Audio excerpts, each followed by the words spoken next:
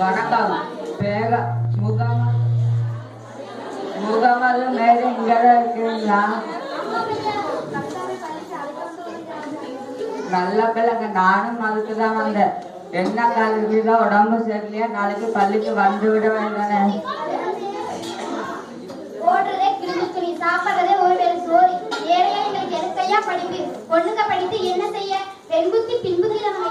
அம்மா அப்படி சொல்லாதீங்க. ஆனா பெண்ணா படிச்சா மட்டும்தான் நேரம் முடியும். அந்த காலம் அவ்வியாரில இருந்து இந்த காலம் கல்பனை சாவல் எல்லாம் படிச்சுதான் முன்னேறினாங்க. அதே மாதிரி கவிதாவும் படிச்சா அந்த வசதியில வர முடியும்.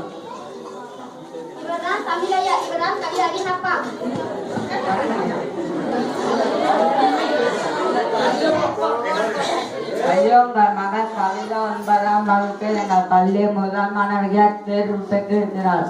அதே மாதிரி 10ஆம் வகுப்பிலேயும் முதல் மாணவியாக தேர்வு பெறுவார்.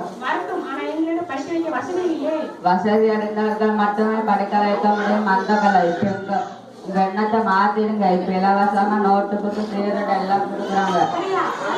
ஆமாம், உங்க மகள் கவிதா திறமையானவர். அவள் கொலிமயமான எதிர்காலம் காத்திருக்கு.